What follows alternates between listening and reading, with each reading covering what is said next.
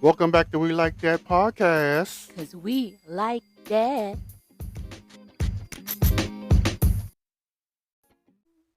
I'm Joe, And Calvin. and welcome back for another week of We Like That podcast. How was your week, Calvin? Uh long. Um Okay. Everybody hating everything. Oh, People want things back to where it was. interesting. A lot of people saying no. Mm, That pretty much is it. that's a lot. I had a very nice, peaceful week. It was really nice for the 4th of July for me. Not too bad. No big changes. Did hurt my knee at the gym, so that's always fun. And I had to get old people arthritis topical cream. So that was my highlight. That's why my eyes are burning because all the been gay. I'm not using Bengay. I'm using Dollar Tree. Thank you very much. That's even worse. Mm?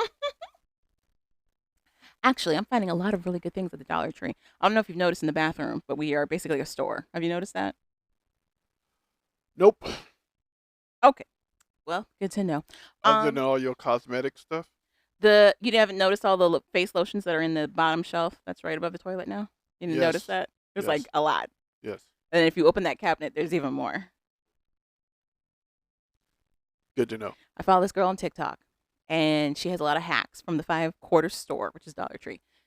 But she's autistic, and her particular brand of autism has her like obsessed with the chemicals listed as ingredients on the back of bottles, and she's discovered that a lot of the same ingredients that are used for these big brand names that are more expensive are in the Dollar Tree stuff. They just don't have the brand name associated with it. She's been clutch. She's been amazing. And she has been finding a lot of very nice finds all at the 5 quarter store because it's expensive in these streets right now. So, yes. Um, I could have told you that. Okay, random. I'm just saying. Yeah, the generics use some of the same stuff that the big brands use. Their names is just bigger. It turns out the generics use exactly the same. Yeah, So yeah. it's what we're You discovering. can get Dollar Tree SpaghettiOs.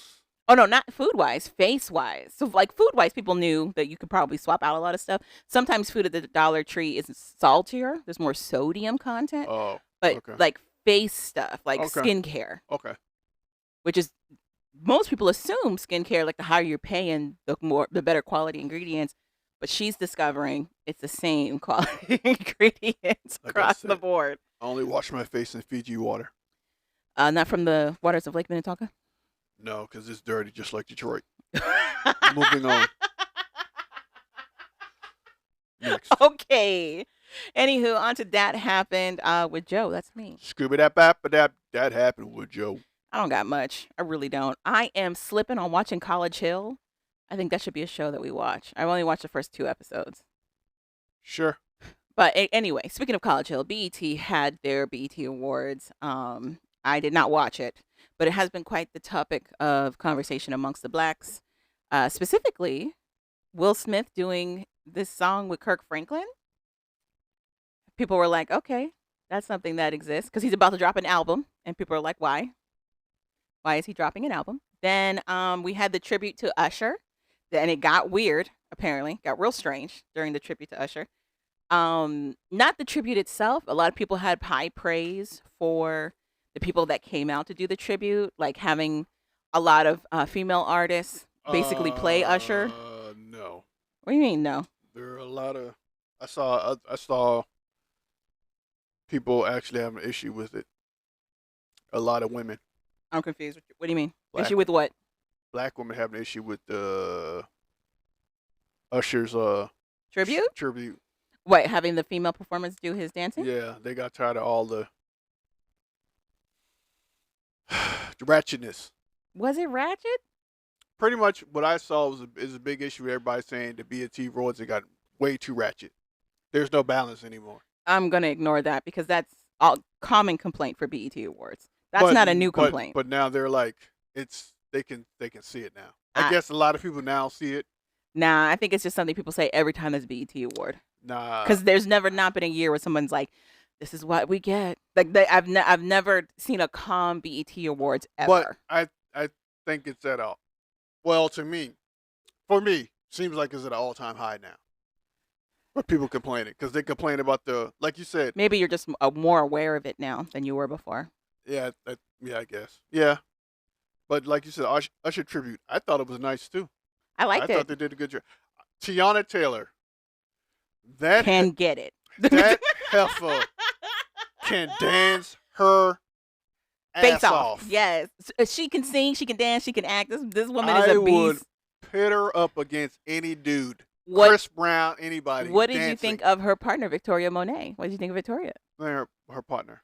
Did you see the clip where it's Tiana Taylor and Victoria Monet and they're recreating the Beyonce Usher Yeah. I thing? saw that. Yeah. What did you think of Victoria? Because they've been talking a lot. I've heard a lot of praise for Victoria as well. Yeah, they danced their ass off. They really did. It looked good. It looked hot. They did it. They did a lot. But all the women did. So here's where it got weird. Usher goes to give his thank you speech after all of that. Did you catch that clip of him giving his thank you speech? Yeah, I saw like a piece at the end. Well, I guess didn't air it. I don't even know if it aired or not. But how he said nobody was messing with him. He does say that, and that was like, "Oh, okay." But like, he does mention that because there had been a lot of conversation about him being so young and with Diddy. Because for a lot of people, myself included, had no idea that Diddy had guardianship of a young teenage Usher for a minute.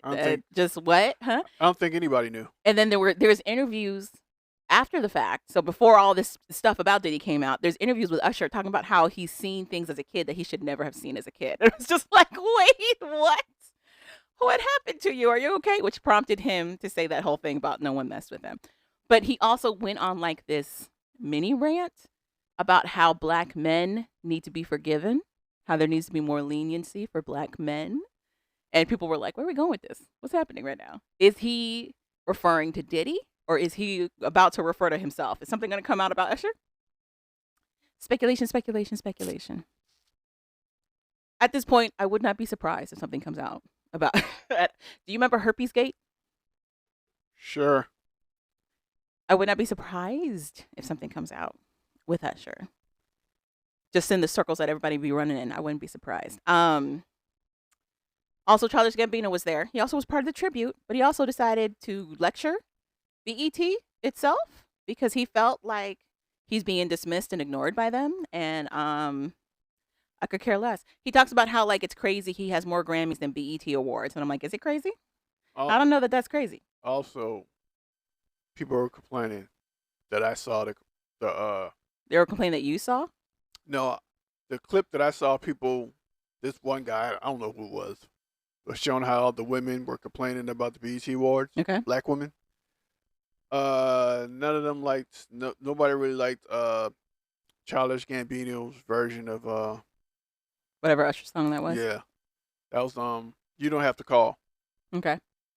They didn't like. It was like he wasn't in key or all types of stuff. I'm like, wow. As somebody who was a Childish Gambino, Donald Glover fan when he was doing Community, had his comedy, he was doing stand-up comedy, and he had his music that all coming out at the same time. His constant story has been the black community has never had his back. Like that's been his story. He's always been seen as a white acting black person. Like that's his story. That's been his gig. But he also parlays that into his other projects as well. And yes, we did get Atlanta, and he is associated with like this second coming of black awareness with This Is America and some other projects that he's put out, but he's still somebody that I feel has one foot in, one foot out. Because for all of his takes on stuff, he still leans on a lot of white popularity to continue to propel him. So also it's a BET award. I'm confused. I don't know what he thinks the prestige is that you have with getting a BET award. Or why he's like, why does Eminem have more BET awards than I do? I'm like, no, think about it. It was the Smith dude, some Smith. No, he was talking about Will Smith. Oh no, Sam Smith. Sam Smith, yeah. But also think about it. Sam Smith. First of all, Sam Smith has one BET award, and it was for his song that he did with another black artist. But it was an R&B song. Mary J. Blige.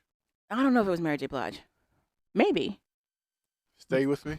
I don't think it was Stay With Me. But when Sam Smith first came out, which is when he won this award, he put out an R&B album. He was supposed to be like the male Adele. Adele got a BET award. So, but aesthetically, if you're looking at it, you can see why Sam Smith and Adele have an award and why Childish Gambino does not. He's more pop. He's more pop. He's also kept like a barrier between being black and embracing that culture. All right, whatever. I don't know what to say because I don't. My thing is, he doesn't even. I mean, he talks about Sam Smith, but he also brings up Eminem. Like, why does he? He's like, why does Eminem have an award? And I'm like, why do you think? Why do you think? I don't know.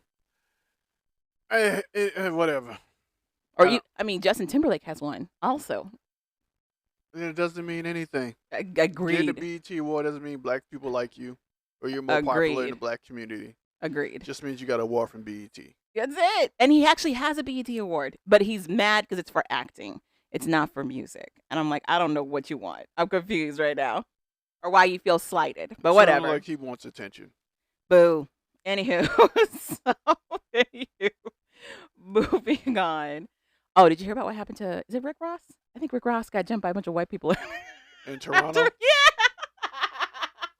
Yeah. Whatever. He did a concert or something, and then he put on Kendrick Lamar's diss track for Drake. And apparently these white people who are associated with Hell's Angels were like, we're Drake's family. How dare you do that to Drake while you're in his hometown? And they beat up Rick Ross and two other people. They didn't beat him up. They beat his bodyguards real good, though. And then apparently when Drake went to comment, he was like, that's fam for you. And people are like, you're not helping any of the white rhetoric that's being thrown against you about how you more closely assimilate and associate to whiteness. You're openly saying that these Hell's Angels who are known for having racial fights, for trying to string up and kill black people, are your related family, and you condone it. What? Hilarious. Hysterical. What you expect them to say? I don't condone violence. Whatever. They don't speak for me? Something. Have you seen that clip of the white guys who are like, Drake, you're like us? You are like us? No.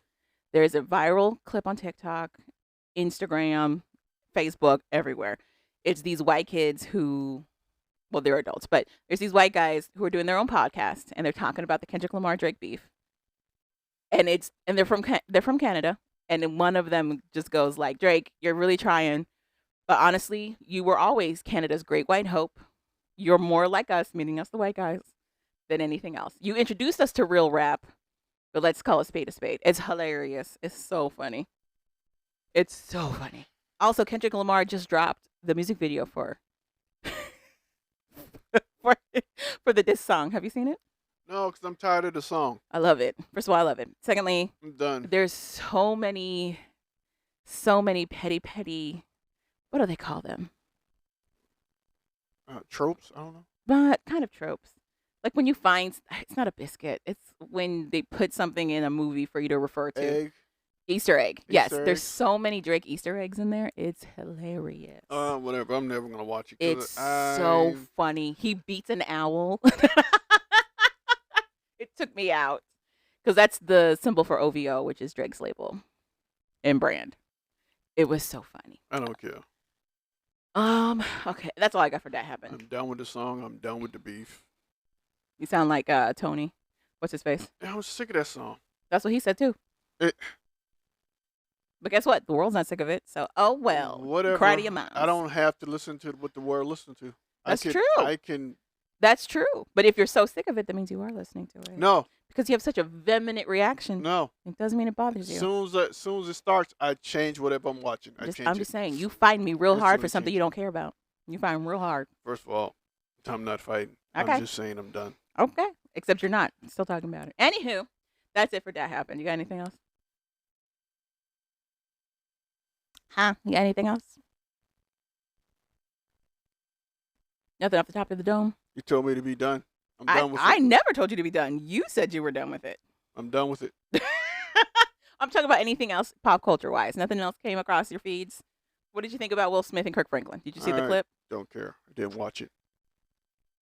Are you excited for a Will Smith album? Will Smith is not excited for Will Smith's album. Oh, you don't think so? No.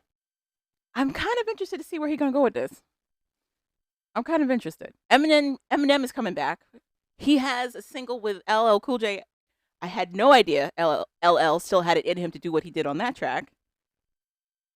I was blown away. I'm kind of interested in what Will Smith will do. Although he says he's still not going to curse on his record.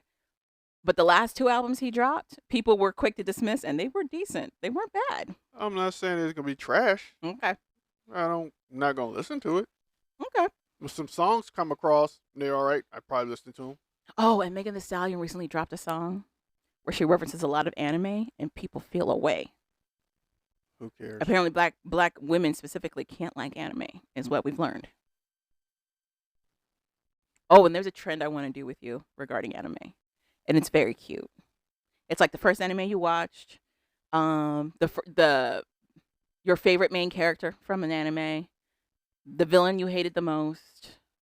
It's very cute.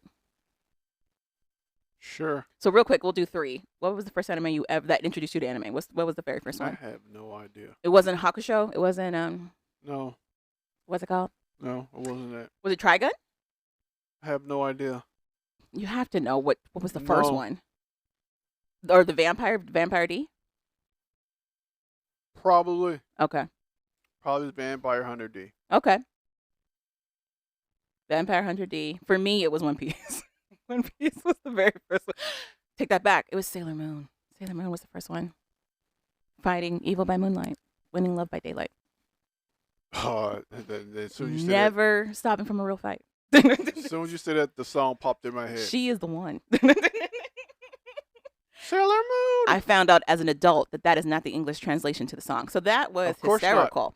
There's no words to the original song. No, there's So- none. It's just music. That's why I'm like, that's America their was American. like, we need to Americanize this. Let's put some words That's why I here. was like, when you're singing, I'm like, that's American. It so is. It so is. But that's how I caught it. I caught it when they showed it in America. So Sailor Moon definitely was my first one, followed by One Piece. One Piece became the bigger watch though, for me. My favorite anime of all time that I can watch again and again and again, Kasami Kiss. That's the one with the fox dude. Yes. And the He's a big kitsune. ass, Yeah. sword that doesn't cut.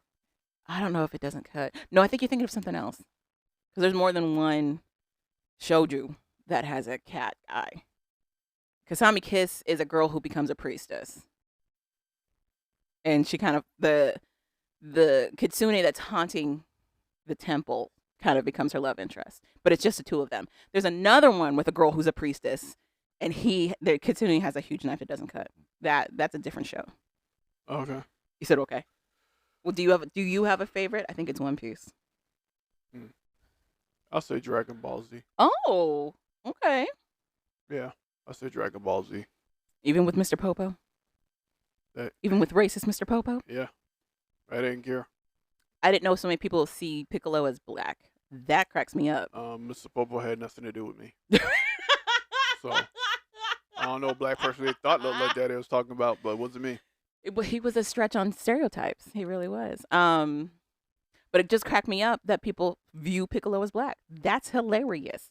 Black fans of Dragon Ball Z absolutely see Piccolo as a black guy. It cracks me up. Yeah. Villain, I guess I'll say Freezer. Okay. Not Vegeta? Vegeta's like anti. Anti-hero. Yeah. Villain for me, Michael Jackson dude from One Piece. Valentine? Jingles. Jingles? Jangle. Something, yeah, Jangle. Loved him. Heart glasses. Ooh. And they have him do Michael Jackson pose. Yeah. So jacked up. I'm so mad. He was my favorite. I'm so mad he wasn't in the The live action. They're about to do season 2 and 3 of that. I'm excited to see what they're gonna do with this. These kids are aging, so I'm interested to see what they're gonna do. He is a Marine. He is. Yeah. Yeah, he is a Marine. I don't think they're gonna bring it though. It's too. it's a little salacious. But will Yeah. they bring the island of all of the transgendered women? That's in later seasons. We'll see. Because isn't one of the not big bads, but one of Dragon's people is what's his face? Ivan. Yeah, Ivan. I'm Yeah. excited. I'm excited for Second in Baroque command. Works Yeah. because the Flamingo dude is Yeah. part of Baroque Works, isn't he? Yeah. I'm excited. Number 3. Is he 3 or is he Yeah. 2? He's 3. No, I'm not talking about the guy with the candle who turns everything to wax. That's 3. I'm talking about the very Oh, flamboyant the guy. dude that does all the kicks. Yes, and he has like a Kimple- mime makeup. Kimple, yeah. But- I think he's number Is he 2. 2? Might be 2 or 4. I'm excited to see what they're gonna do with that. But yeah. Oh, but then who's your favorite hero? Is it gonna be, what's his face from Dragon Ball Z? No, Luffy. Luffy. Oh, Luffy's your favorite? Yeah. Okay, that's interesting. Because he eats a lot of meat and doesn't care. Pause. Well, you Pause? don't have to say pause. You're a girl. You can say meat. I'm Pause. confused. Yeah. I'm confused. Whatever. He's a carnivore. All he cares about is eating yeah. and making friends. Like that's it. That's all he cares. That's all he cares about. Eventually becoming the #1 pirate, but basically just eating and making friends. Yep. I kind of like Zoro because he gets lost. He's a big bad. People think Zoro's racist. Is he? Or is he just lost? Like I don't I don't know. He's kind of racist. Is he? Yeah. How? What's an example? You always take it. Remember the black big Herculean black chick from Baroque Works? There's a black chick from Baroque Works? She was the big strong chick that was trying to help Phoebe get away. Okay. She was black? Yeah. Okay. See, people think Zoro got a thing against brown people because he says certain stuff and if you read the subtitles? Or the manga? if you read the manga, yeah. I got more questions, but I'm gonna say okay. Because he works with Usopp. Has nothing to do with it. Everybody like the one they like. I'm confused. I'm confused. The same way a racist white dude can marry a black woman. That's so true. That's so Don't true. mean nothing. That's so true. She's the good one. Is he though? Is he That's though? That's the running gag. That's the running gag. Because he had no problem with the fishmen when they went to Fishman's Island. That's the running gag, I should say. That's hilarious. I think he's just lost. Anyway. Oh, do you think they're going to give us Boa though? I don't know. They have to. Are they going to make her tittylicious? Are they going to make her like she is in the cartoon? Who knows? Interesting. Okay, anyway, so I thought that was cute. On to our shows. We watched all of the Beverly Hills movies to get caught up for Beverly Hills 4 Axel F. We also watched MILF Manor. We're caught up to, at time of this recording, the most recent episode of MILF Manor, which is 9. So we're going to recap 5 through 9, episodes 5 through 9 of season 2. And 90 Day the Other Way has returned with season 6, and the very first episode dropped. So all of those. Which one would you like to talk about first? Talk about Beverly Hills Cop. Okay. So we watched all the Beverly Hills movies to get ready.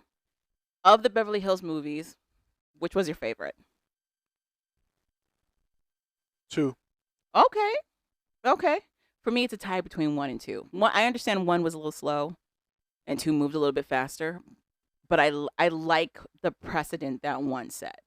I like how it was navigated, and I was very impressed with the writing in 1. We both agreed that Beverly Hills Cop 3 is terrible. It's the worst one. So the first Beverly Hills Cop introduces us to all the characters. You have Eddie's main character, Axel, who's supposed to be this like off the cuff, used to be from the streets, but is now an undercover detective for Detroit.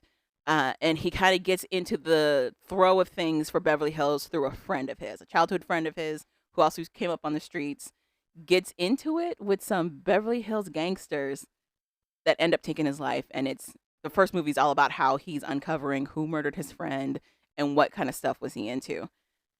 It also sets the trend for a lot of the tropes that come with the movies, like Axel always getting a red convertible of some sort to drive around once he's in Beverly Hills.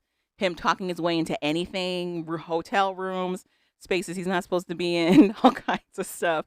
And it introduces us to faces we're going to see over and over again. Do you remember the cops' names? Woohoo. Like Rosewood and Taggart. Taggart. Yeah. And we also get introduced to like the captain at the time for Beverly Hills. don't remember his name. So, but we see like that dynamic, and their dynamic is really funny. It's really funny. Second movie, after he gets everything resolved in the first movie, second movie is him coming back to Beverly Hills because the captain that he became friends with gets in trouble. Shot. Yeah, he gets shot while he's investigating. Was it drugs again? I think it was coke or something. It was or drugs guns and weapons. Another heist situation that's happening in Beverly Hills. And they were bank robbers too. He comes out there so that he can face off on them and find out who did rough up the captain and basically save the day again, which he does. Shot the captain up. But it was good. It's a lot of action. The third one is basically his captain in Detroit gets shot and killed. In the process of their undercover operation. Because he didn't want SWAT. That is so random. So the whole setup for the third one is I don't know how he's still an undercover cop at this point. Because his name and face has been plastered in the news several times at this point. You would think. But for whatever, he's still undercover cop in the third one. And he is running an operation for what they think is possibly drugs, but definitely car theft. So he thought it was just a chop shop. Yeah. And he just thought it was a bunch of mechanics in there chop shopping. What he didn't know was like a big. It was a bigger. Well, actually the chop shop wasn't affiliated. They just did that one job for the guy. Yeah, they did one job for the guy, but he didn't know the chop shop was some heavy hitters. Well, he also didn't know these heavy hitters were going to turn on the chop shop. It was a whole thing. Yeah, so they go in to bust the chop shop and end up busting into the dudes killing all the people in the chop shop. Right. In the process, his captain in Detroit gets shot. This happens in Detroit. So all of this is happening in Detroit. Gets shot and killed. The big bad just happens to be in California again, Beverly Hills. The big bad is not from Detroit. He was doing business out there. Which, now that I'm thinking about it, given the rest of that storyline, doesn't make sense. He's out there to get a truck. There's something on it. Got the truck and went back to Cali. So now he finds a business card on one of the dudes that says something with San Diego on it. That's how he ends up back in Cali. No, they tracked him back to San Diego. The business card didn't say anything about San Diego. Whatever. Anywho, they ended up back in Cali. And pretty much this one takes place in this fictitious. It's still in Beverly Hills. It's just at an amusement park. Amusement park like Disneyland. Wonderland. But it's called Wonderland, but it's like Disneyland. It's not like Disneyland. It's more like Six Flags. Disneyland does not have roller coasters like that. Okay. A combination of both. It was actually filmed at the Universal Studios parking lot, which is another amusement park out that way. So that was 3. It's dumb. It's the longest of all of them, and it doesn't make sense. But there's a very loose money laundering scheme that's happening where they're printing their own money, and people get shot and whatnot. Axel saves the day. But Taggart's not in that one, so it's the only movie that doesn't have Taggart in it. Rosewood's in it. And then we get to the fourth one. That. Yeah, he's not in it at all. Because remember, he retired. And then when we get to the fourth one, all of a sudden he's back. So in the fourth one, Taggart's back. Rosewood's back. Yes. Taggart's the chief now. Mm-hmm. Or captain or whatever. I don't know. No, chief. You got it right. Chief. Rosewood gets fired. No, he quit. Well, quits because Taggart doesn't believe him in one of the... Rosewood points somebody as being a bad cop, basically. Spoiler. No, if you're listening at this point about Beverly Hills, you probably have seen it. I'm not going to lie. Well, it just came out like 3 days ago. Yeah, Calvin, but it came out during the 4th of July week. Oh, yeah. People got the time. Yeah. Anywho, but yeah, spoiler. When we catch up with everybody, Axel, for some reason, is still an undercover cop in Detroit. I don't know how this is possible. He's literally driving by and saying hi to everybody, and everybody knows his name. Literally. Like, everybody knows his name. But you see a lot of familiar faces. You see the cop that was with him in all of the other movies in Detroit, who's also now chief. And he's retiring.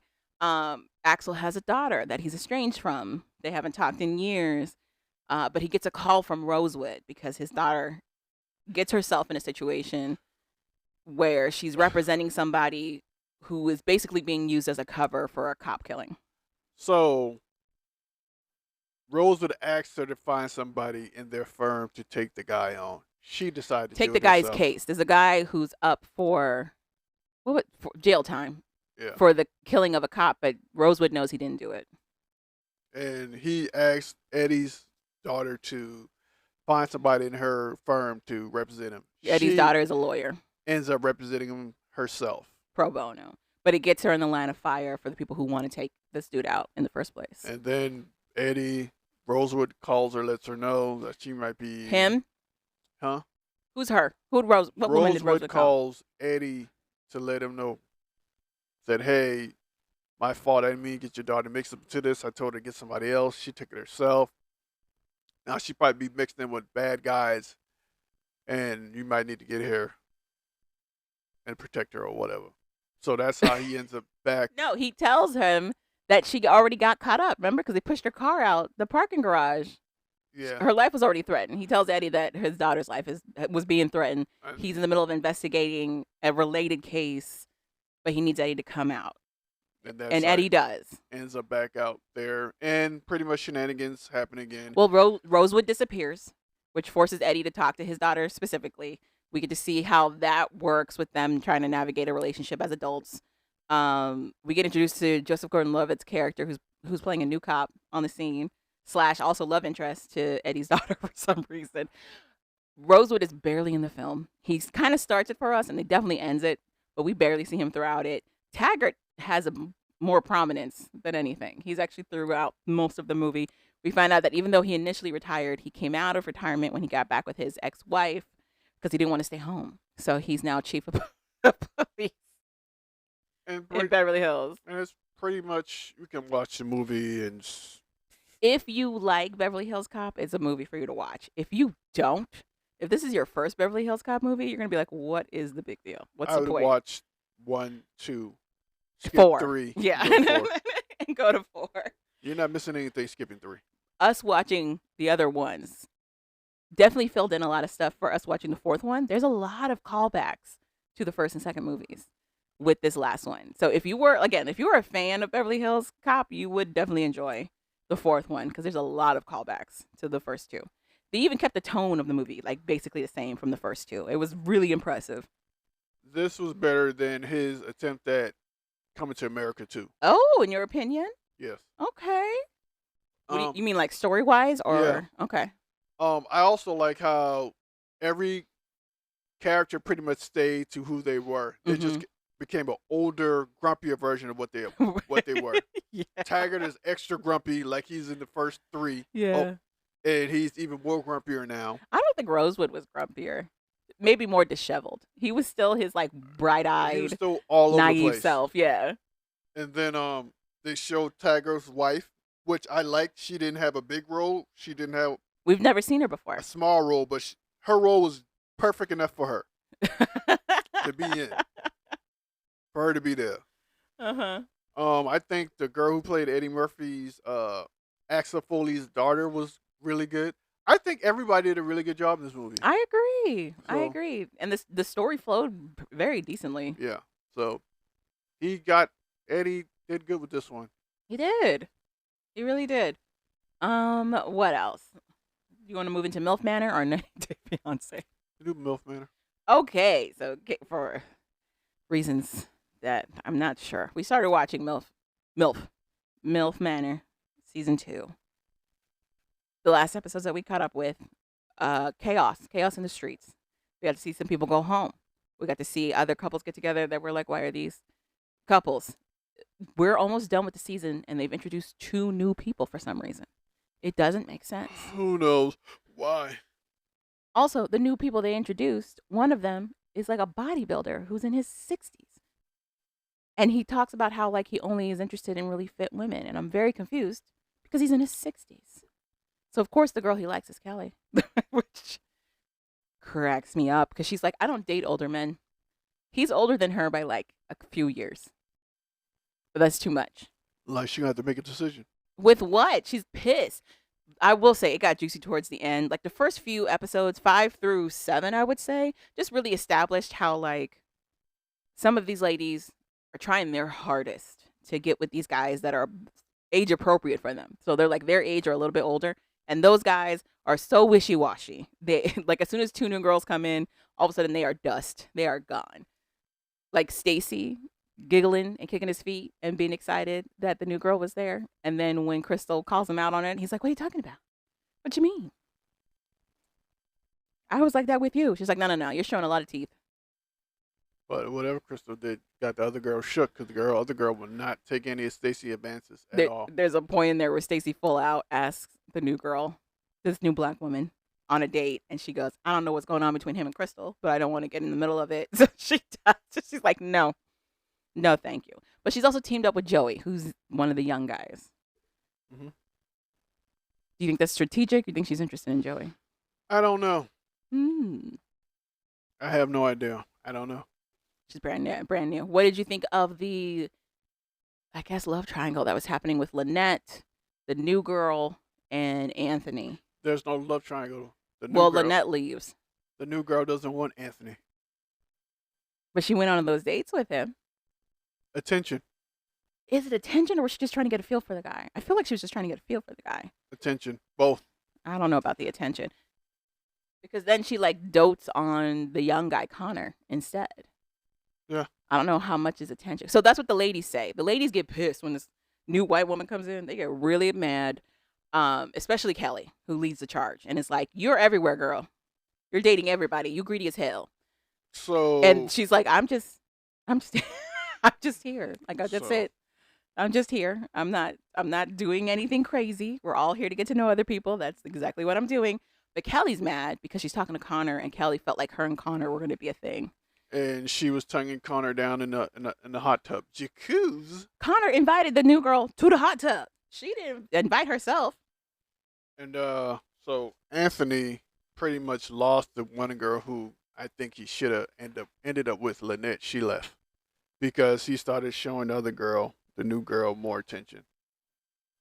For somebody who I just gave kudos for having emotional intelligence, it all went down the drain.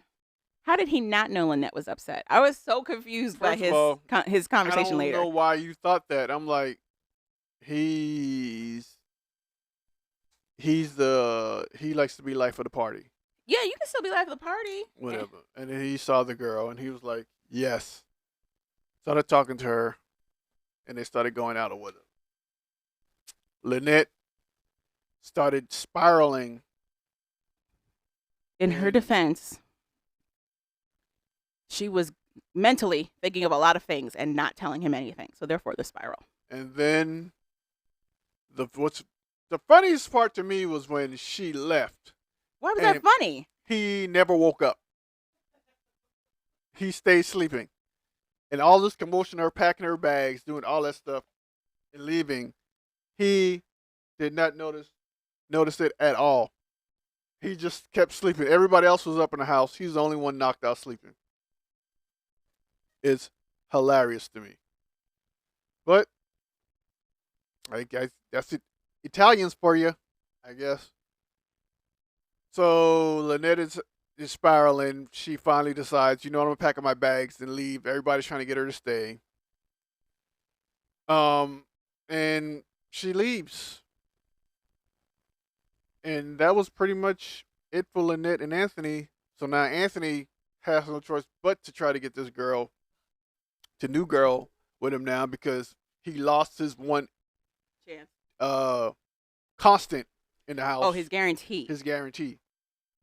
So we'll see how that plays out for Anthony. I felt sad for Lynette. I understood that she made this connection with Anthony, but she really, get over there. She really put all her eggs in the one Anthony basket very early on. Confused. And then when it starts to shake even just a little bit, she's done. Like, she's done. She's moving out. She's leaving. She's not, but she doesn't talk to Anthony at all. So because he was sleeping. Before he's sleeping, they have a conversation where he sits down. He knew enough that she was flustered about the new girl being in there, where he sits down and talks to her about that. Remember the double date he tried to plan with the two of them? Yeah, she was flustered because this Italian Negro decided he's just going to start flirting with her. With the new girl or with Lynette? With the new girl. Oh, okay. As if, and everything he said to her in her defense had no meaning anymore. Mm-hmm. You can't say I'm the only one that's catching your eye.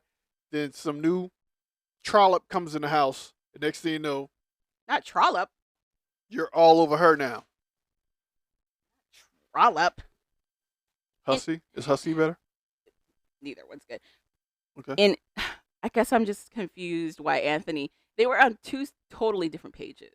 Anthony's like, well, Lynette knows that we're here to explore options and not take it too serious. And then Lynette, meanwhile, is literally planning like their next relationship destiny getaway. Obviously, the women didn't come here to play a game. But All of them did, and some of them did. I thought that was the point of the show, was because they keep talking about how they were all, even though it is for the show, how they're all there for love. So I feel like the precedent was set, yes, and you're exploring, but you're also supposed to be settling down, which is how Lynette took it, which is how Barbie takes it. That's how a lot of the women take it in here. Whatever. It's just hilarious. What did you think of the Barbie Chris situation? So there's another couple in here. Barbie initially was paired up with Jacob, who's a young guy in his 20s. She ditches him for Chris, who's a young guy in his 20s. He's the MMA fighter.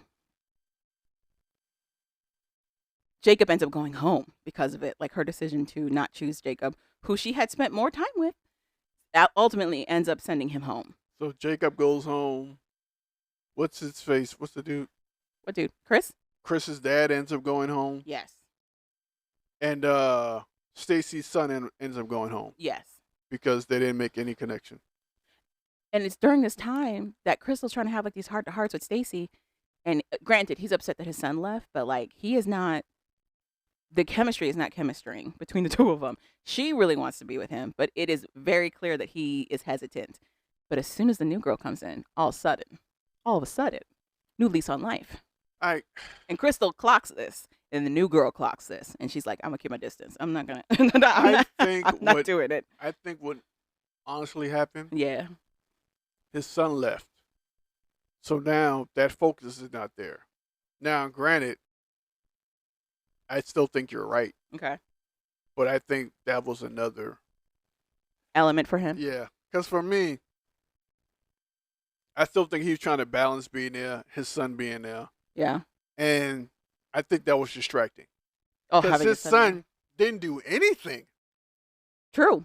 He also wasn't really flirting with anybody. He didn't do anything. Yeah. He was just a waste of space on that show. Well, he talks in the earlier interviews when Stacy first shows up, because they show up in the second episode.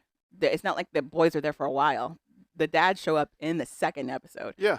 So, is his name Miles? I think his name is Miles. Miles talks about how like his dad being there is really fucking with his head. It really was fucking with his head. He couldn't really focus on anything while his dad was there. I think it was the same for Stacy. I agree. I think when he left, and it just so happened that black girl came. Yeah. So now. Oh, so you're saying this was the first time he was meeting somebody without his son right there? Yeah. But Crystal was also, I mean, like Crystal was there when his son was there. You think that was a carryover? Like he was associating Crystal with Miles? Maybe. I just think Miles being there, he know how it was between Miles and his mother or stepmother, or whatever. Okay. I don't think he wanted to do anything in front of Miles. Okay. Because of their history. It could set something off, and him and Miles now be back at odds. Okay.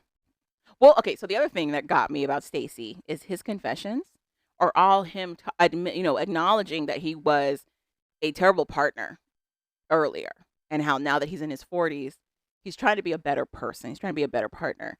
So a lot of the things that he would lean on to do, like be flirty, quickly sleep with somebody, yada, yada, blah, blah, blah. He talks about how he wants to take a step back and take things slower, which is his explanation to Crystal as to why he's not moving at a pace that she would like him to move at. Like cuddle her, hug her, kiss on her, something. He's like, nah, I'd rather move slowly. But it all goes out the window when the new lady from Chicago comes. I think that's how he was feeling when Miles was there. But he says all of that after Miles left. Those are stated after the departure. That girl came. I think it was him trying to be like, okay, new slate, starting off clean. I just found it very convenient that Crystal was still there too. I don't know about forgetting, but yeah. But like I said, because they're playing Truth or Dare, she's at the table where he's like, "Yeah, new girl, you want to go on a date?" And Crystal's looking at him like, "Yeah," but really, nigga. I also think it was like you said. He saw something he was attracted to. Mm-hmm. Because she is different than Crystal. If you had to say, aesthetics-wise, how to describe these two women, what would you say? Crystal's thicker, Okay, that's all you would say for aesthetics? and the other girl has longer hair. I feel like Crystal brings an element of hometown homie. They talk about, because especially with her and Stacy. Her and Stacy came up in the same place in Missouri. So they both are from that little same little area.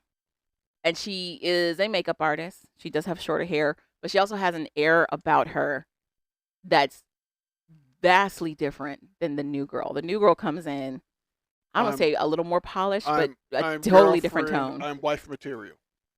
Oh, that's what you think? Yes. The new girl shows wife material? Yeah, I'm a girlfriend. Interesting. Crystal could come off as homegirl. Okay. I get that. Okay. So like friend versus person I'm gonna actually date. Yeah. Yeah. Yeah, that's what I thought too. But I also understand though Crystal feeling away because she asks Stacy several times, "Am I like in no short words like am I wasting my time? Is there anything to pursue here? Because like I feel like I'm doing all the work." And he keeps telling her, "Yeah, no, yeah, there's something to pursue.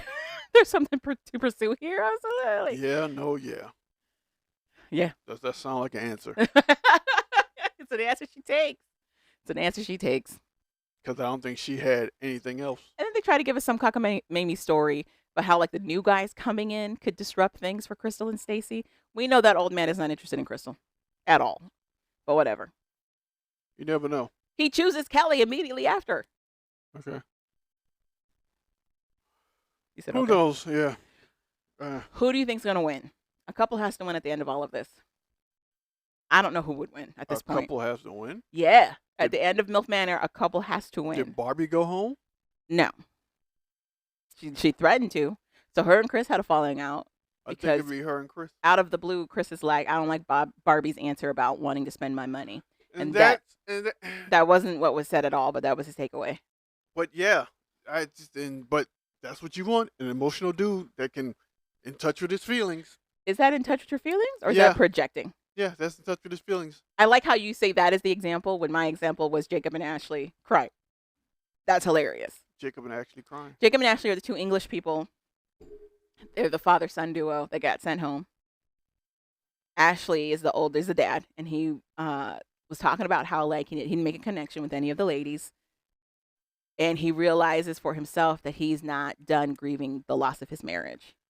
And he gets real teary-eyed and real in his feels about like just how isolated and lonely he is post this divorce and how he's still trying to navigate and he's not ready to like seriously date somebody.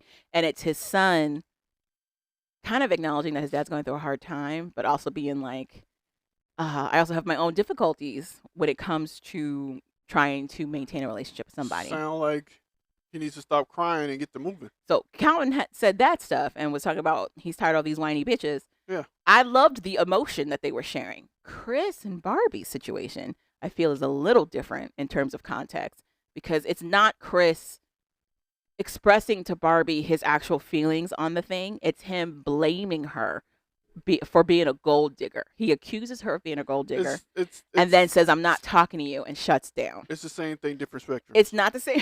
Yeah. It's the same thing for me. It's It's the same thing. It's three not dudes. the same thing at all. It's three dudes crying emotionally First of all, Chris never and not getting over it. Chris only cried about his dad leaving. That was the only thing Chris cried about. Chris was crying under those covers. He doesn't. He was not crying into the Yes. covers.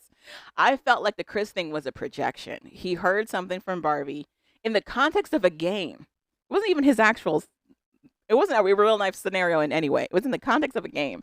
But he didn't like this particular answer because he's got his own insecurities around finances. And he's talked about how growing up he didn't have a lot, how his family struggled and whatnot. So there's a real soft spot. Say all this all you want. I think they're all the same thing. There's a bunch of dudes crying who need to man up and get back on. I feel like it's different if you're crying because you're realizing that the emotions you're feeling are emotions that you've been bottling away and you're coming to terms with them versus lashing out in anger over something that you haven't addressed and basically stated you'll never address with a partner. I think it's a little different. Whatever. So they might be breaking up. I feel like they're going to be the couple that breaks up, gets back, breaks up, gets back. I feel. I will be upset if these two win at the end of this. Well, get ready to be upset. I wonder if it's going to be Darren and Kelly Mack. Nope. Get ready to be upset. I'm kind of thinking it's going to be Darren and Kelly Mack. Oh, the Asian Kelly. later. Yes. And I forgot about that. And Crutches. Yeah. Because they very recently in the episodes decided that they were going to be together and try it, be a couple. They're the most stable of the couples so far. Damn it, you're right. It's going to be them too. You're right. But the show is hinting that the black lady from Chicago might step on Kelly Mack's toes and talk to Darren. I doubt it, but that's what they're trying to tell us. Calvin's just playing with his Invisalign. Damn it. Congratulations to Calvin. He got Invisalign Invisalign blah, today. blah, blah, blah, blah, blah. If you notice a blah, list, blah, blah, blah. That's what it is. He got Invisalign today. And let me tell you, it is invisible. That name is not a lie. Blah, blah, blah. Congratulations. Whatever. Yeah. Damn it. I forgot about them. You're so crazy. So I wonder if it's going to be them that wins at the end of all of this. I am not looking forward to see who anybody else pairs up with because I'm not invested. So there's that. I don't think nobody else can pair up. Well, right now, Joey and the black lady from Chicago are paired. Yeah, I think then. What about Connor and the new white lady? They might stay paired. I think they are. And then Kelly's going to burn the house down, so it don't even matter. Blonde Kelly. Yeah. Well, Blonde Kelly's paired with the new guy. She's paired with the new bustle dude. You know who I feel bad for? The ex-Marine that's in the house now. Who else is that? The new guys that came in the last episode. They're an uncle-nephew duo. The younger guy is a former Marine, owns his own gutter business now. And he was just talking about how, like, he's kind of been through the ringer when it comes to relationships. I have a soft spot for military heads who got into, like, insane, serious relationships young. I have a soft spot for them. Because she's out there dating military dudes left and right? I was. Like, moss to a flame. Landed one. Married one. But no, I feel bad for that guy. Like, I feel like he has tried to navigate his romantic life, but I also feel like, given his experience, because looking at his age, he's a little older than some of the young guys. He's not by much, but he's a little older. He could have still gone to the Middle East and come back. It's just a different world coming out of the military. Military relationships are completely different than regular relationships outside. So I kind of feel bad for him. I don't know what he's expecting to find in this house, but I don't think he's gonna find it. I think if he was gonna find it, it would have been Lynette, but she left. Sure. Calvin. What do you think of the BDSM lady and the uncle, David and Christina? If he like to have balls in his mouth and spank, that's on him. I think she likes being dominated, so it would be her with the balls in the mouth and being spanked. That choker is for submission. It's not for dominance. Whatever. What cracked me up was her being like, ugh, who wants missionary? That's so vanilla. It's like, woman, you're from North Carolina. Please calm down. Correct. It was cracking me up. You want to move on to 90 Day the Other Way? Or you got something else to say about MILF Manor? It's a bunch of MILFs. In a manor. The end. Okay. Yeah, 90 Day Fiancé the Other Way. Yeah. Season what? 6. Season 6. Season 6. Episode 1. Episode 1. 90 Day the Other Way is when you've got couples who might already be married, but they're moving to the countries of their spouses versus the spouses coming to America. So the names of the spouses we got introduced in. The couples we got introduced to Yeah.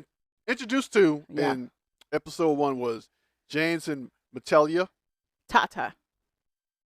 That's her nickname. Whatever, Metelia. Tate. I don't use nicknames around here. Oh, okay. Shekinah. Nope, Shekinah. Shekinah.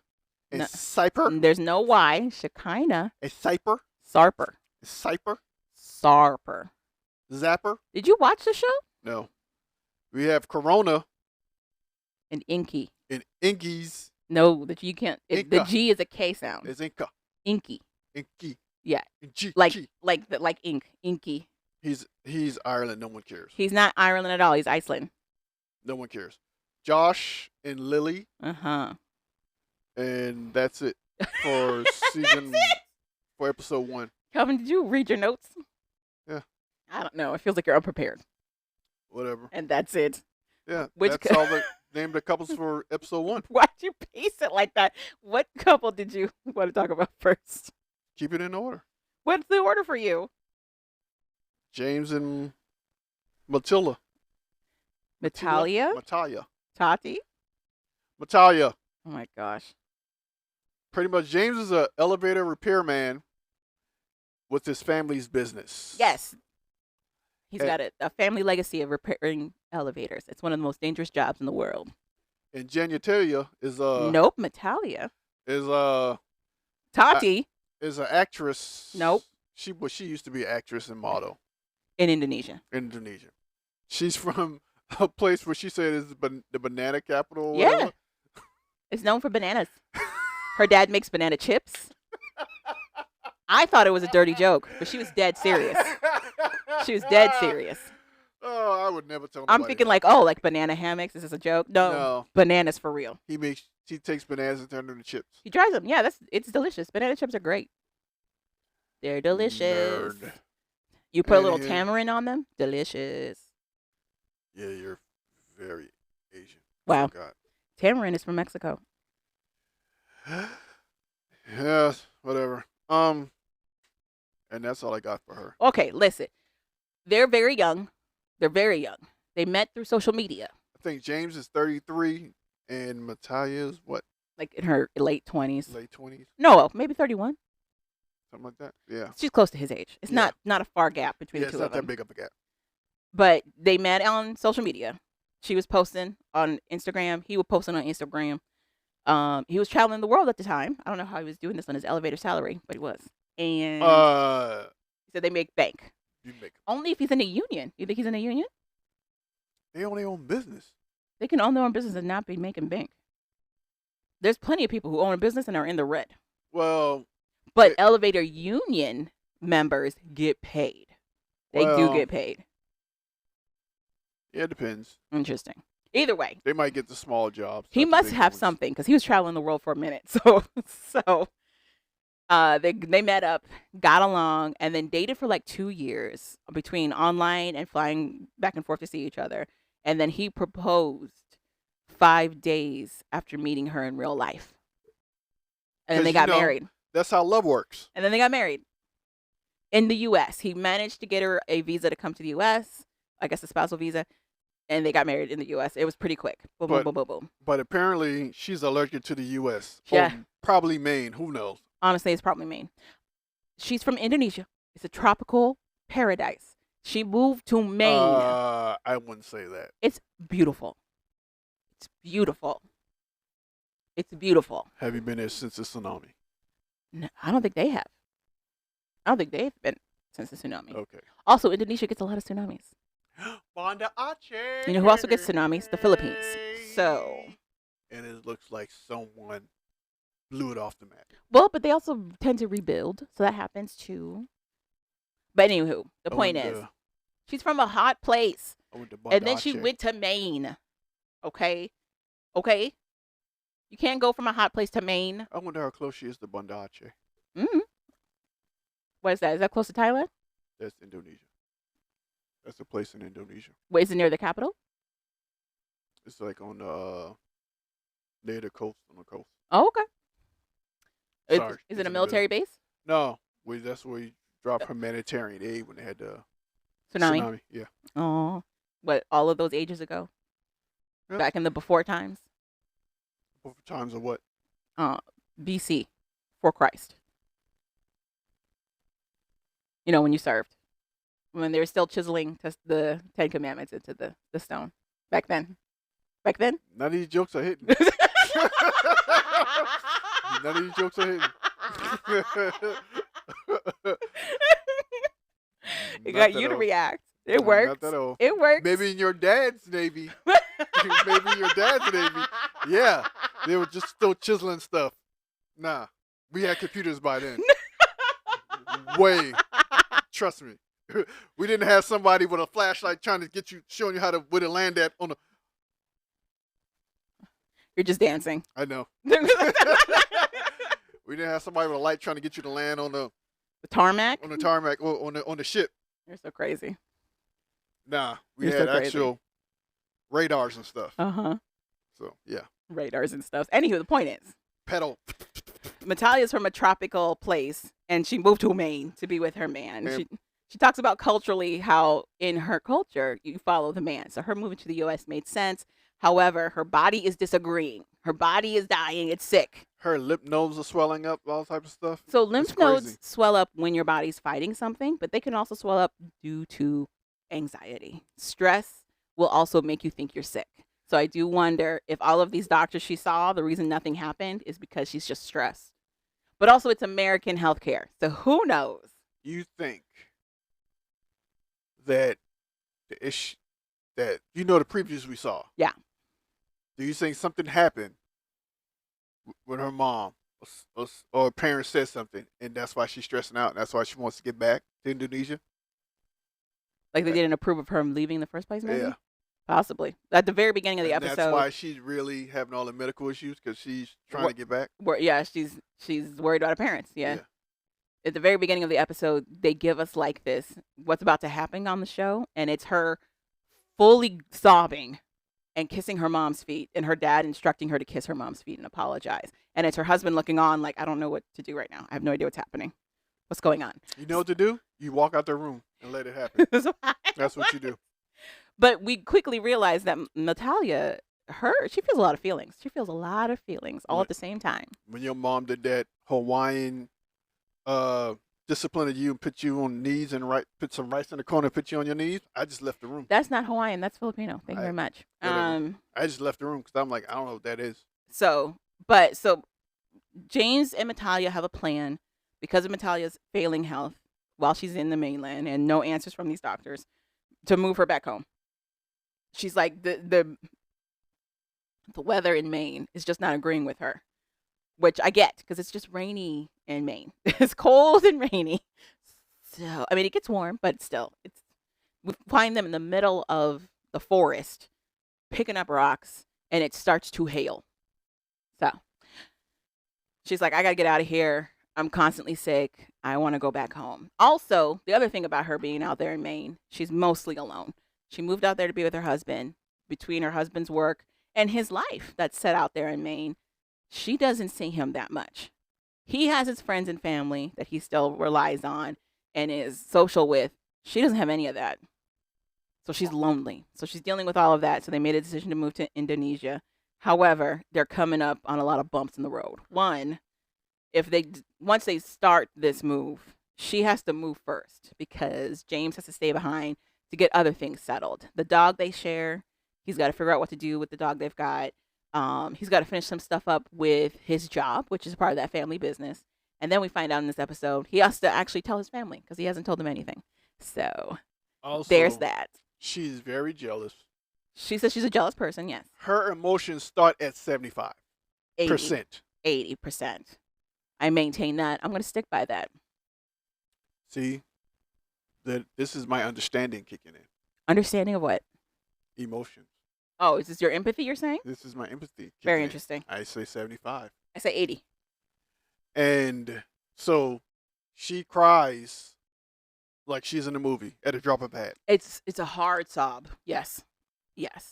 Over things like she finds out from her friend, the one friend she has, that her husband might not be as excited to have kids as she is. Full sobs. She finds out from her husband the dog can't come with them. Full sobs. Then she blinks, and then it's anger.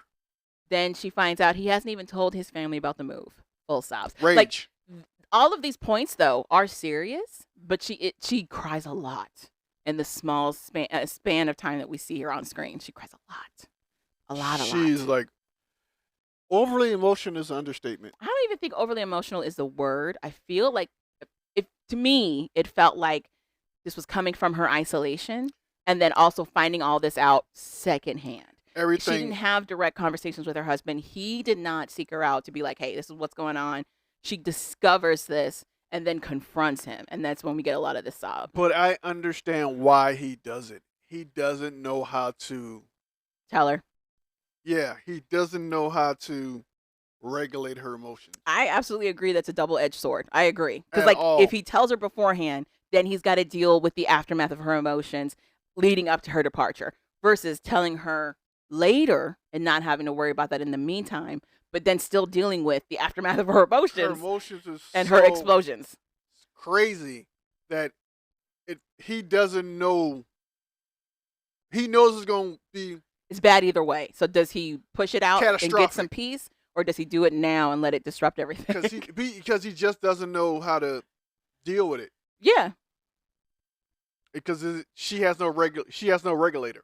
but I feel like part of the reason why she doesn't have a regulator is because she's in the dark of a lot of stuff, in my opinion. No, I think that's In my just opinion. naturally her. And it's been my opinion as a woman dealing with other women who deal with that kind of emotional level where like they're always like, what's the word? When you have the car, On a cusp. not a cuss, idling. They're always idling at like an 80%, and then it floors up to 100. Usually, the reason they're at that 80 is because they're kept in the dark. They know they're with somebody who's not going to tell them everything up front, even though they feel they can handle it up front. We all know they're going to explode, but they feel like they can handle it. But it just adds to their insecurity. So they're already insecure, and then they get insecurity added to that on top of it. And even though the result is an explosion either way, I guess they feel like, let me explode earlier rather than later. Why keep it from me? Is it selfish? Yes, because her No. partner has to deal with the aftermath of all of that. But I think no matter when you tell them, it's going to be the same reaction. that's what I'm saying. It's just going to be worse. Well, it just depends. I don't know about worse, but it's like, do you want to deal with it for a while, or do you want a short burst because then they have to leave? Kind of a deal. Sure, whatever. But I can't fault her for having feelings because feelings are human. They're normal. But I do fault them for the logistics of everything. Emotions are for pussies. That doesn't make sense. So It does. if that's true, she has a pussy. So therefore, I don't understand what your problem is with her. Exactly. That's why I expect. You said you didn't. Anywho, I learned to live with it. my point is, I don't understand their planning for all of this. The planning is not making sense to me. I understand her moving back for her health, sure. How is he going to make money over there? He openly talks about how that's a worry. He's going to work with her dad with the at the banana chip place. The banana chip company. But it's not going to be a lot of money. Like whatever he was making as an elevator operator, technician, it's not going to even get close to it. How much you want to bet her dad owns like one of the little booths outside where he makes his own banana chips? I don't know. I guarantee that's what it is.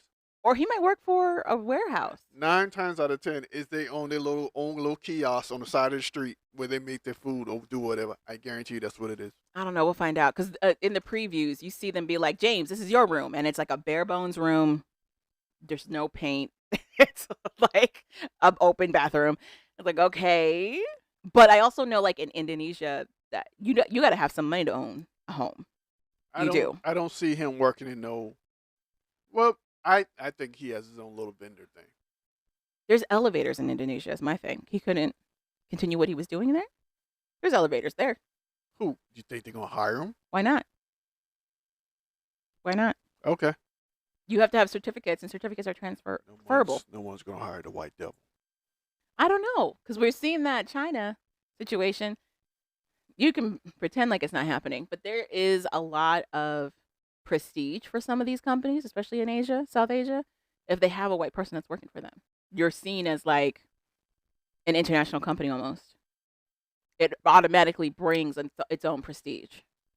Wow, word prestige. Yeah. Kind of a deal. So I feel like he could if he wanted to go that route. But anywho, but they don't have any plans. So there's that. Yeah, enough about They also try to sell records to get money for their trip. And basically the record store owner is like, I can't use this at all. Niggas, I don't want no goddamn elevator music. He basically said, this is too white, so I can't use it. Thanks. Get out of my Also, store. stop fighting in my store. Thanks. And get out. They have this loud fight in the middle of the store. It's very awkward. We meet her friend. Her friend name is Adele. Also, she makes jewelry on the side. Oh yeah, Melita has a jewelry business. Her jewelry actually looks nice. It's not bad. And that's when she finds out Chris doesn't want kids and all that other stuff and all that hoopla. I still argue that he didn't say he didn't want kids. He did say that he was scared about adding kids to their plate with everything else they had going on. And that's pretty much James and Matilda. Natalia. Natalia. Next You're couple. not going to say her regular name, but you refuse to say her nickname, which you absolutely can say. TT? Tata. Tata. Okay. Okay. We got Zebra. Nope. Zapper. Nope. Sarper. Why? Sopper. Sarper. Sarper. Yeah. Shopper. And Shekinah. And Shekinah. Shopper and Shekinah. Keep saying S's. It sounds like T's. Go for it. Do it I again. know. This is whatever. Uh-huh. They met in Turkey, and they were dating for 4 months before Shaki went to Question. Turkey. What? Now that we know he was a stripper, a.k.a. potentially a sex worker, do you think how they met? She said that she downloaded an app, a dating app, and met him. Do you think he was on a dating app? Do you think he was on a sex worker app? I have no idea. Whatever app she was on, he was on. I feel like he was hired, and then everything else went down. Is how I feel. Oh, you think Instead of it being this romantic relationship at first, I feel like it was a business relationship at first. And then it became a romantic relationship. So you mean to tell me she went for a call boy I think so. and got him? I think so. And fell in love with him? I think so. Well, she's in love with a stripper. Who cares? Also, Zapper. Why are you pointing at your laptop? Yeah, I was just pointing at his name. Shopper Why? was the guy who they brought on 90 Day. Sarper. On 90 Day. The Single Life. The Single Life to give, what's the fat boy's name? Oh my gosh. You have a computer. You can look it up. Him dating advice. Which Calvin was like, that's the horrible. dating coach. And I was like, that's not the dating coach. I'm like, that's the dating coach. And then they were like, he slept with 2,500 women. I said, oh, nope, you're right. That's the dating coach. I'm like, that's the dating coach. For Tyreek. That's the dating coach you had There on for it is. Tyreek. No, Teray. For Teray. I'm like, that's him. She's like, no. I'm like, that's I said him. no. I was like, that's not him. 2,500 women. Oh, nope, that was him. That was the creepy man who was like, what you got to do?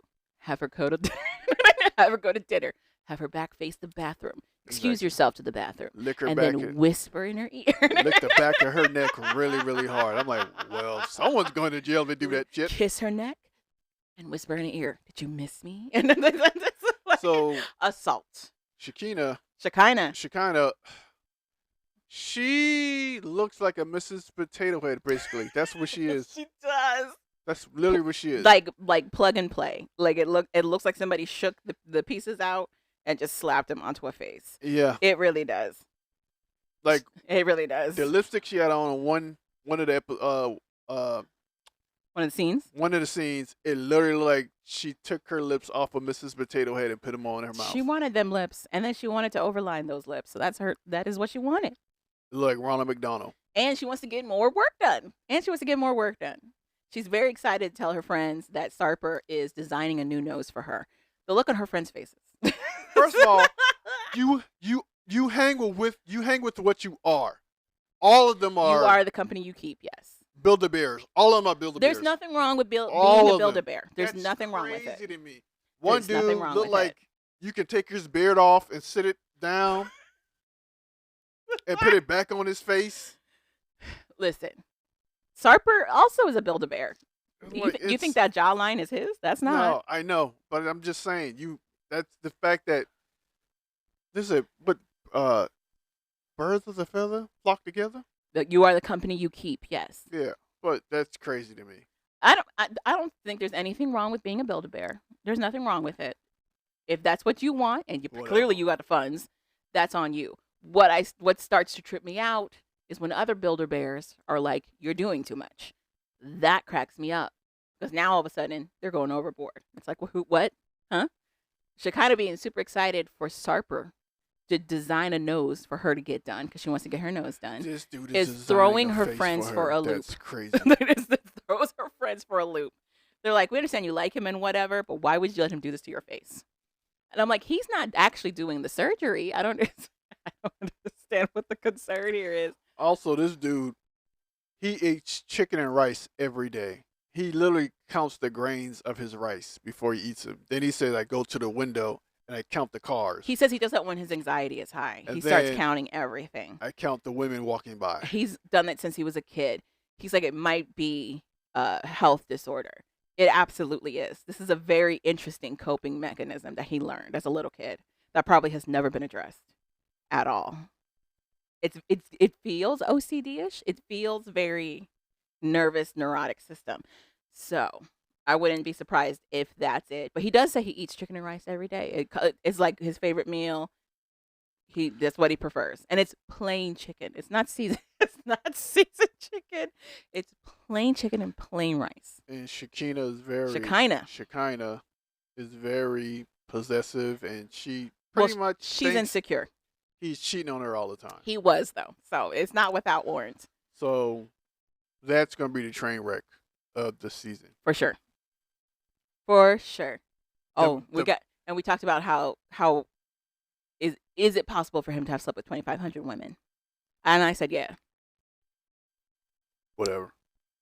Because we looked at the math on all of it. Those numbers are exaggerated. If he has been having sex since 18, which I think he said he lost his virginity earlier than that, but if we're looking at just 18, when he was of legal age, well, in America, I don't know what the legal age is in Turkey, but it's basically 3 women a day. And him being a stripper, which is, I would not be surprised if that related itself into sex work. I could absolutely see him hitting that number the way he hit it. Okay, moving on from Shekinah. Yeah. Oh, did you talk about how there was an ultimatum? That's the reason why she's moving to Turkey? What's the ultimatum? Oh, that Sarper gave her an ultimatum that if they're going to be together, she has to move to Turkey. Oh, I didn't know that. That was why she moved there the first time. He gave her the ultimatum and was like, if we're going to be together, you have to live here where I am. So she gave up her job as an esthetician to move there. But then she realized there's no jobs for her over there, which is strange because Turkey is quickly becoming the plastic surgery capital of the world. Yeah. So I would think there's room for an esthetician to be there. But anyway, she was like, I couldn't work out that way. So I came back to America, but he gave her another ultimatum. Like, if we're going to work, you have to come back. So that's why she's moving back. I thought she was going to try to get him to move to That's what she tells her friends. She tells her friends that even though she agreed to move back to Turkey for him soon, she's eventually going to move back to the States and try to get him to move back to the States. Her argument is that he'll make more money out here because she's in LA. So he'll make more money out in LA. She'll be able to keep her job as an esthetician out in LA. And they can just build their whole lives that way out in Los Angeles and in America. But Sarper has never stated he wants to move to America. He has a whole family and a life in Turkey. So I don't know how this is going to work. And our final couple, well, next couple is Corona and Inky. Yes. Corona has made me sad. And Inca? No, she's 31. Because he's 38. There's a 7-year difference. Oh, well, 31 and 38. Corona is from Philly by way of Texas. She's a labor coach. No, she's a doula, which is not a labor coach. She's a doula and Magada. What? Doula. Okay. Doulas do more than just labor coaching. It's a whole investment in the experience type of thing. Like, they're helping you choose what to eat, the stretching she's talking about, giving you birth plans, getting emergencies connected in case anything else pops off. It's more investment than just a coach. Anywho, she got kicked out of her house at 16 because she told her mother something. Her mother was like, "Get your punk ass out," and she got out. I felt sad for her. I did it. Okay. You can't. There can only be one queen in a house. That explanation she gave about how, like, her and her family don't really get along, she has to space it out because she says everybody's so similar. It's hard for, her to stay in touch. For everybody to be so similar, she's the only one that can't stay in touch. The others all stay in touch. Her mom, her grandmother, and her sister, they all still stay in touch with each other. She's the only one that doesn't. I thought that was really sad. Also, her being independent since the age of 16 is insane. She was a go-go dancer. She shook that She booty. said she was a minor and a go-go dancer who danced in a cage, and it's quickly to stipulate that she was never touched. That's also crazy. Because she made that up. I don't think so. A lot of go-go dancers are in that vein where they're not touched. They're there just to dance in their underwear. That's pretty much it. There's a lot of go-go dancers that are very quick to establish the difference between go-go dancing and stripping. Only time I've ever seen go-go dancing like that in a club, Australia. No, they had them in San Diego. I never went to the club that had them in San Diego. If they did, I didn't pay attention. There was a bunch in the Gaslamp Quarter. Well, I didn't pay attention to them. And two, Did you guys ever club downtown? I think we always went out. yeah, we went downtown. I just never paid attention. Yeah. And two, there was a dude that touched one of the go-go dancers, Mm-hmm. and he got choked the hell out Well, yeah, you're not supposed to by touch him. the Aussie bouncer. You're not supposed to touch him. So, but to me, that just sounded like she was forced to grow up very quickly and forced to rely on her own decision making very, very quickly. And I think it also adds to this dynamic that she's kind of created for herself, where like she also talks about how studious she was. She went for her nursing degree and got it at a very young age, actually, and then made her focus all on like women's health. Like she calls it vagina health, but it's basically women's health. And she's good at it. She's really good at it. She's a stellar student. So much so that she was able to secure a spot at the University of Pennsylvania for their wifery class, like midwifery, which is actually pretty prestigious. That actually really is. Like UPenn's program for that is well known. She secured a spot, but she's like gonna let it go because she has to move to Iceland to be with Which you Inky. think is part of the storyline? Oh, I think it's made up by the producers. Yes. Yeah. So she goes to Ireland and meets Iggy. Nope. Iceland. Ireland is not I'm sorry. involved. She goes to Iceland and meets. I got Iceland right on my notes too. I keep saying Ireland though, because Ireland is more popular. Anywho, It's nowhere near Iceland. but it's more popular. It's not Anywho. even where she went. I know. I just keep saying Actually, it. Reykjavik is very popular. Northern Lights. That was the thing that they showed too. It's known for the Northern Lights. Whatever. Inky. She meets Inky at a house party. The story did not make sense. The story did not make sense. She goes out and they end up leaving the club or whatever, and then going to a house party with some dude she doesn't. Well, to a house of some dude. The she way doesn't she know. established it was like Icelanders party hard. So she was already at a club till 5 a.m. Then they had an after party at somebody's house. She said she didn't want to go to, but she ended up going anyway. She goes to that house party and she bumps into a guy who's blocking a door of where she's trying to go. And it happens to be Inky. And she's like, she says she's exhausted at that point. She's not really trying to be social. I'm like, why are you at this house party? But she's like, Inky, he's so caring. He must have clocked that I was tired. And he let me sleep in his bed. Who lets a stranger sleep in the bed? And it was like, anybody who's throwing the house party. Anybody who's throwing that house party would let you sleep in the bed. That's usually how that works. Somebody passes out. But anyway, but she's so like smitten with the fact that he let her sleep in his room. My whole thing is they party till 5 in the morning. Do they not party till 5 in the morning anymore? No. They don't? I don't know that you remember, but San Diego, 2004, I want to say. So at the time that I was going clubbing in San Diego, 2003, clubs stopped at 4. And then after that, they got sued. And a lot of other clubs nationwide got sued for being open so late. Noise ordinances, safety, blah, blah, blah, blah. So a lot of clubs in the States close at 2 a.m. And it's like that for a lot of clubs in the States. 2 a.m. They don't party till 5. So for her, you got to go overseas, and that's when she sees them staying out later. That's a typical Friday. Saturday, no Sundays. That's typical. From your experience, she's younger than us. She doesn't know that world. Atlanta, we just come in so late and early in the morning. I'm just saying. I'm like, oh, I'm getting ready to go to work. Y'all just coming in? I'm like, yeah. Well, you still had to work the fields the next day. It was a different time, Calvin. What fields? You had to make sure the horses were watered. What horses? You had to make sure the wagons could pull. What wagons? I mean, it was just a different time. It was a different not time. That younger than me. It was a different time. You were growing rice. You had the rice paddies you had to get to. Then you would have to been out there milking cows and it was a different getting time. eggs from the chicken coop. Time. You guys had to cook in a large kettle of some sort outside in order to make it work. All of that takes a long time. You would have been there too. Of course, you would party till 5 feeding the hogs because and you pigs. had to get ready that next morning like that. So I'm just saying, she's not from that era. Okay, me and her are young, so she's from an era where things shut down at 2. That's a different time. But you, I mean, Stone Age. So that's why it would look different. Yeah, people your age. Yeah. Young like you can't see. Yeah. That's why you're half blind. Why? Blinded by the light. Because what? That's right.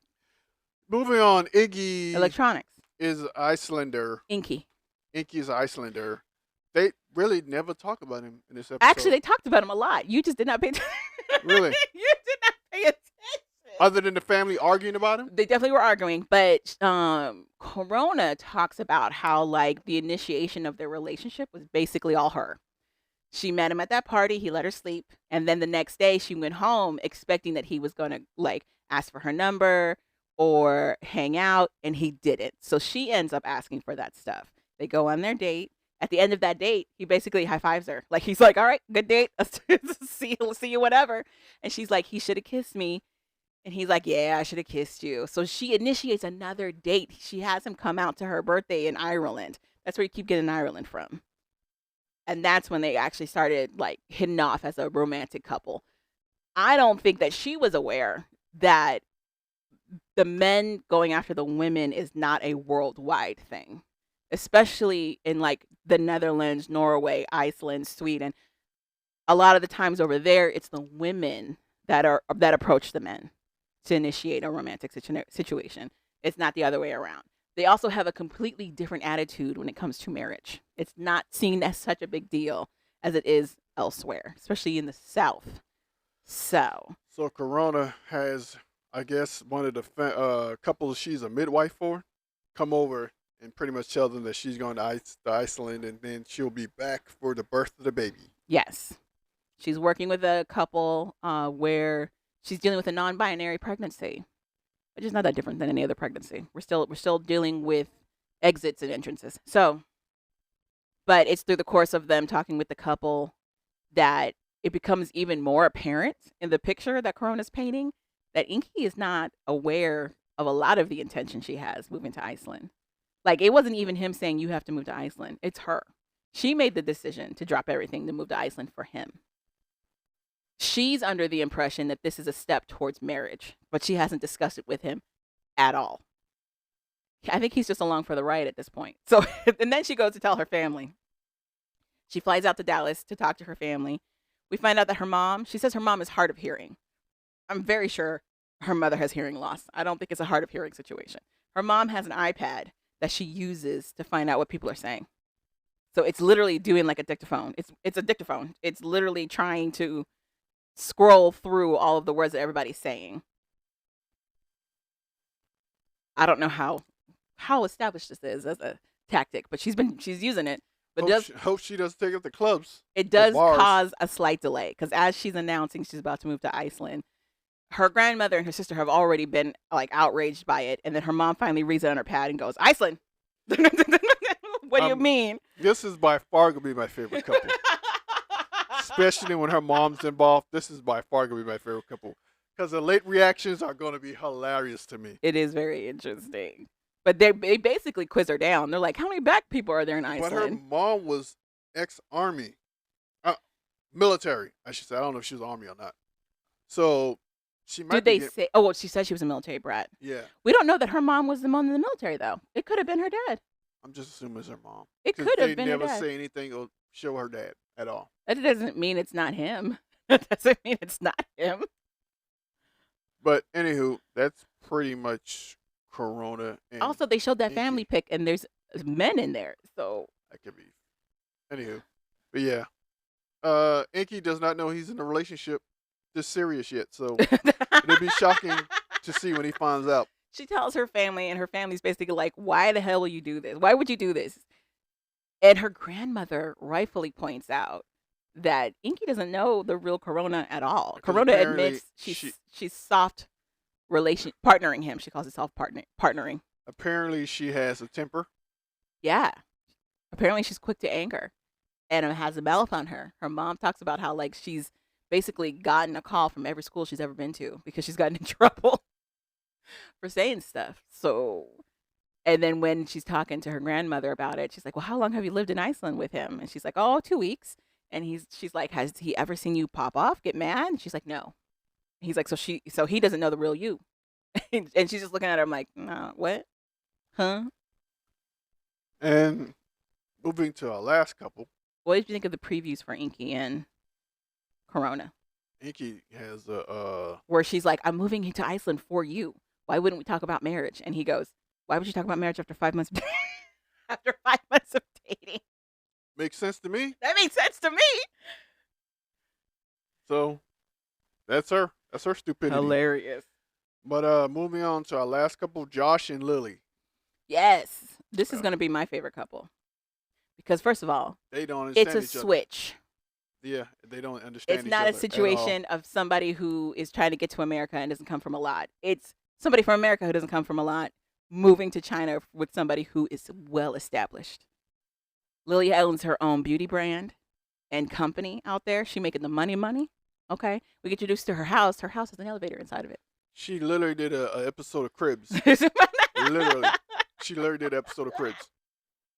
She does well for herself out that way. She's in Hangzhou, China. This is my this is where Josh Theater room. He likes theater room would be here? theater. he likes theater, so this is his theater room.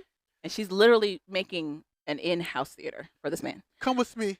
I'll meet you upstairs. You guys walk. I take elevator. The elevator is gold. So she's welcome. got money. She comes back. Oh, welcome. She's adorable. I love her. I love Lily. Come this way with me, please. Come this way. She's 46. I think she's older than Josh. I think Josh is a little younger. So Josh is a dude from South Carolina who has misophonia, Misophonia. which means he can't stand the sound of anything. Basically, he gets high anxiety over repetitive sounds. Apparently, so eating, chewing, drinking, They show him breathing. at breakfast with his parents, and they're just so basically he sold his home and moved back in with his parents. Yes. They showed him with his parents, and his parents are just sipping and munching and just chewing loud as hell. They're not really eating that loud. And he goes, "I'll be right back."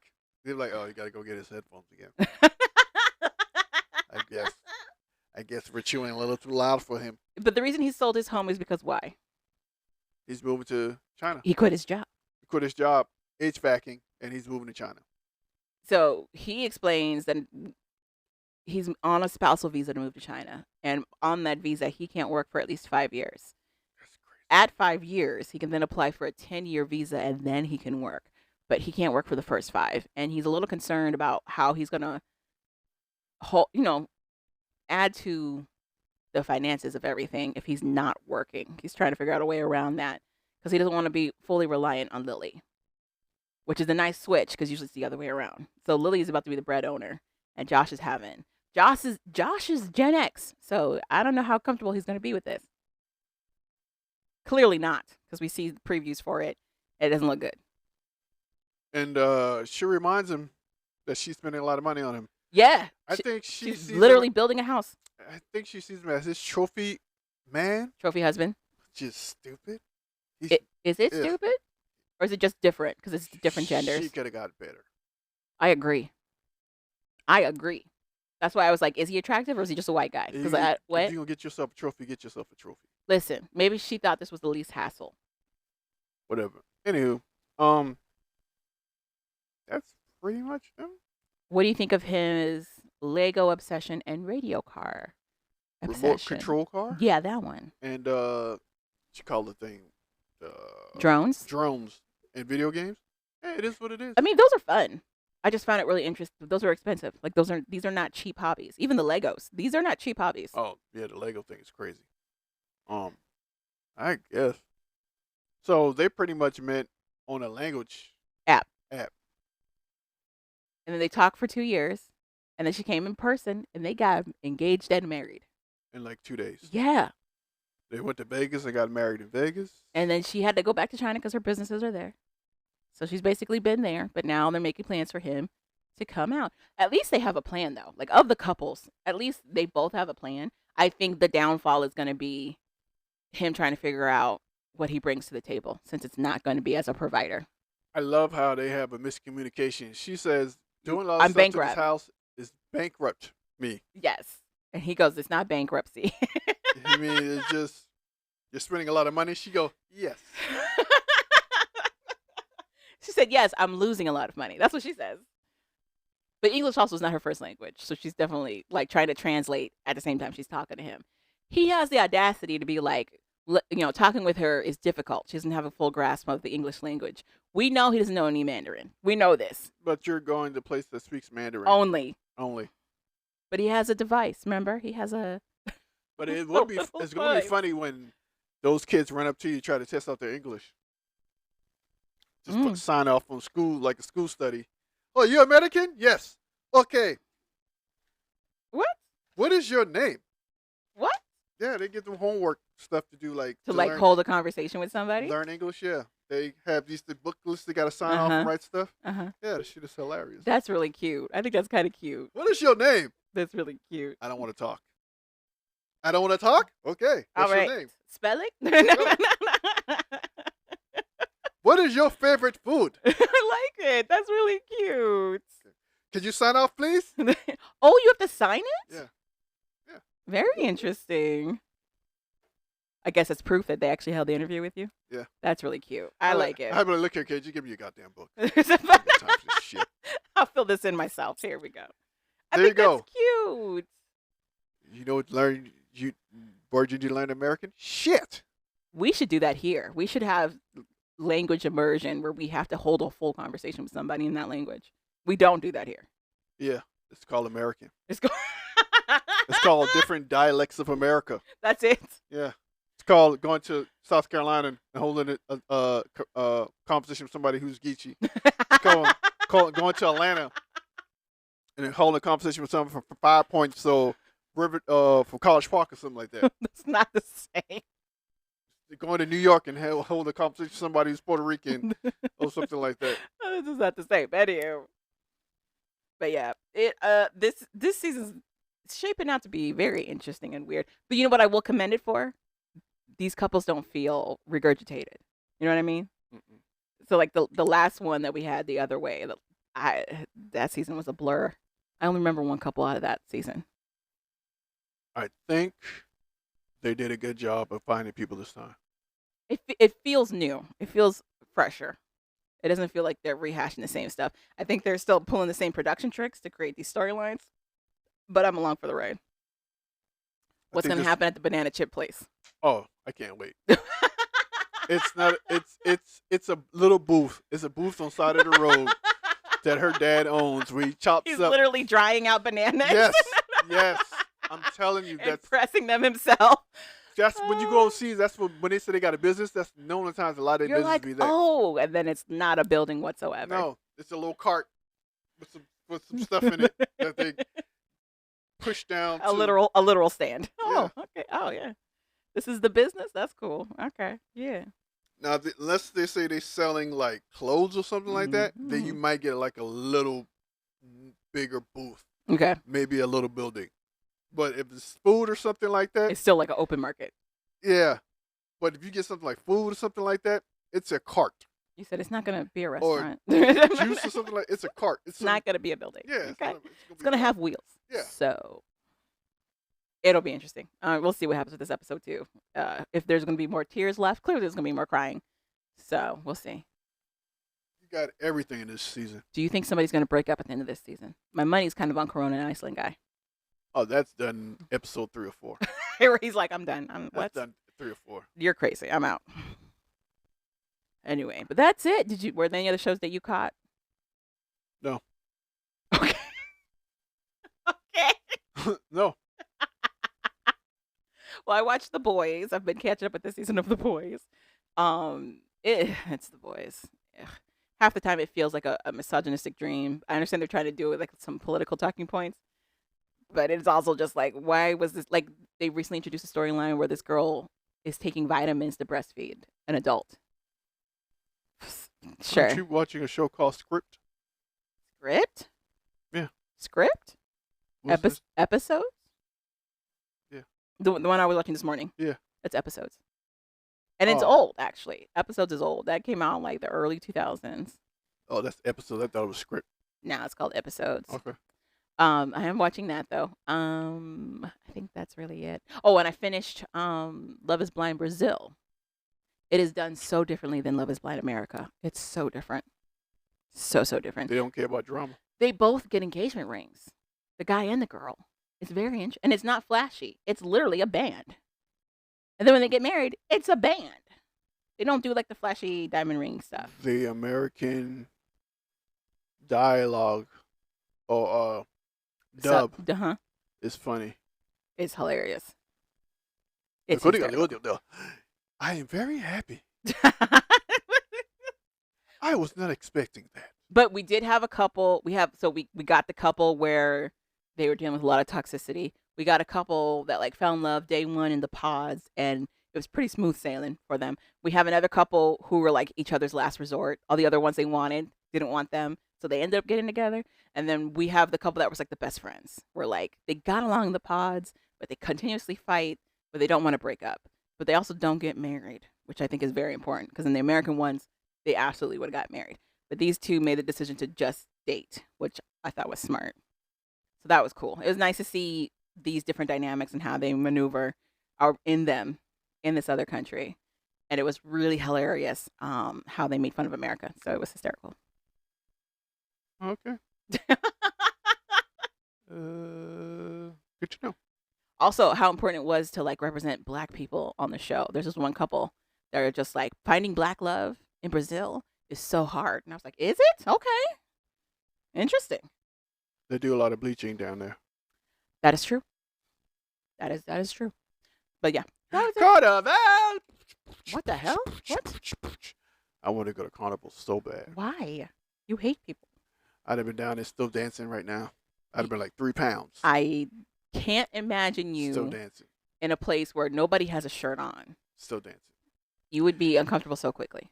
I don't care. As long as it's titties with their shirt it's going to be on. Guy titties, which you can't stand. There'd be a lot of woman titties out there too. But there's also a lot of men who are in thongs because it's Carnival and it's overseas. Banana hammocks. That's the sound of the guys kissing on you. Anywho. Yep. You just hate because you know the women would be all on there. Well, yeah, they would, but also the guys. Oh, no, because there's a 90-Day Fiancé. What was the 90-Day Fiancé that showed that? There was a couple in Brazil. They went to Carnival, and she's with that white guy, and he was having the worst time. Yeah, because she had all the dudes kissing on her. That's why she's having the worst time. That's why. He was like, baby, don't leave me behind. I was like, wow. Exactly. She had all the dudes kissing up on her. If he had all the women chasing on him, he wouldn't have said anything. Anywho, that's it. That's all I got. Anything else you want to add? No, I'm good. Okay.